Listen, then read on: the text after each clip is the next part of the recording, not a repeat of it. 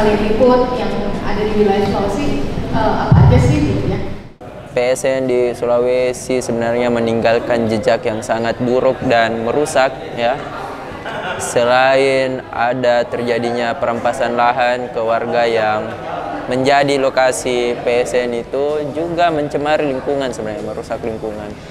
Dan PSN di Sulawesi jauh lebih dominan sebenarnya ke proyek hilirisasi nikel,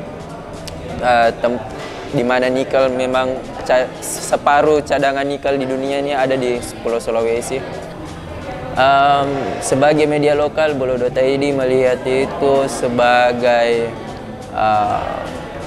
sebagai dampak dari PSN tentu dari sebuah rezim yang hanya memikirkan bagaimana pendapatan negara bertambah, tapi memalingkan bagaimana nasib warga yang ada di situ.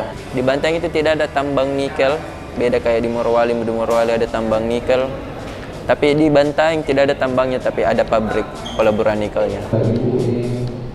Iya, kalau kau tidak mau, nanti kau naik helikopter ke rumahmu karena akan dipagari. Jadi warga tidak diberi pilihan lain. Bapak yang di situ, yang tinggal di situ, yang mereka mempunyai rencana untuk pindah ke kampung yang tidak berdekatan dengan kami. Kami sulit untuk mendapatkan akses karena kami dianggap oposisi ya.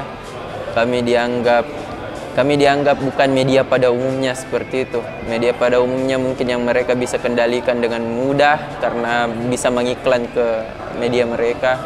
Tapi kami karena tidak menerima iklan dari pemerintah, makanya kami dianggap seperti itu mungkin. Nah itulah yang membuat sulit, dan itu menjadi tantangan kami sehari-hari. Terkait dengan tantangan yang kami hadapi dalam mendampingi korban proyek strategis nasional, yang pertama adalah kita harus memberikan keberanian kepada mereka untuk berjuang bersama untuk melawan ketidakadilan yang terjadi. Kita harus berani meyakinkan mereka bahwa dalam perjuangan ini itu kita akan menemukan sebuah keadilan. Dan kemudian yang selanjutnya adalah tantangan yang lain adalah itu kita harus menemukan atau harus mencari cara supaya bisa meyakinkan kepada masyarakat untuk mereka tetap konsisten bersama-sama dengan kita untuk melawan. Apalagi di tengah situasi yang kemudian banyak masyarakat yang kemudian putus asa, kemudian merasa bahwa perlawanan yang kita lakukan adalah perlawanan yang kemudian tidak bisa menang karena hari ini yang kita lawan adalah negara yang kemudian dengan berbagai kelengkapan yang dia punya dengan segala sumber daya yang dia punya.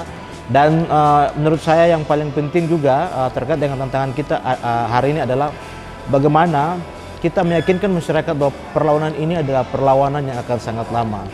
Perlawanan yang bukan hanya 1-2 hari, perlawanan yang bukan hanya 1 bulan, 1 tahun, atau ini akan berjalan bertahun-tahun untuk berjuang mempertahankan. Apalagi kita harus siapkan segala sumber daya, bukan hanya uang, tapi dengan tenaga dan juga dengan strategi yang harus kita terus update untuk memastikan atau meyakinkan masyarakat untuk kemudian akan menemukan keadilan di akhir dari semua perjuangan advokasi yang kita lakukan.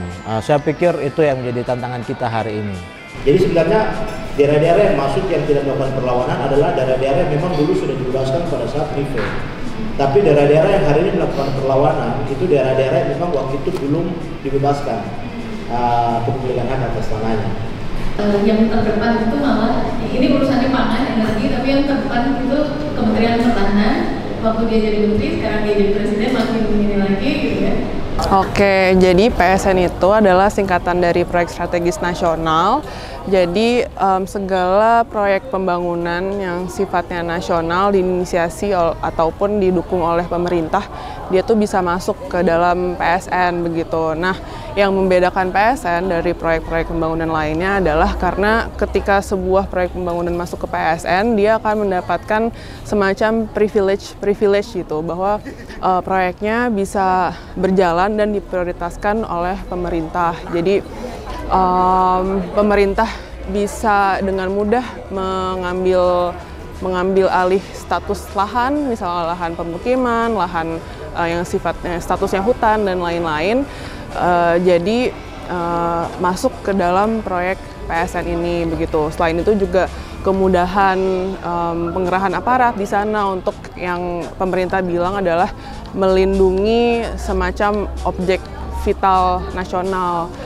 Nah, peran media, peran jurnalis adalah untuk bisa terus menyuarakan dan memberitakan fakta-fakta di lapangan bahwa ada berbagai macam bentuk kekerasan dan peminggiran masyarakat yang terjadi akibat PSN, dan sebagai bagian dari pilar demokrasi itu sendiri, pers punya peran untuk menyuarakan atau membuat posisi masyarakat jadi punya suara, menyetarakan yang sifatnya selama ini dipinggirkan oleh sistem dunia yang tidak adil gitu.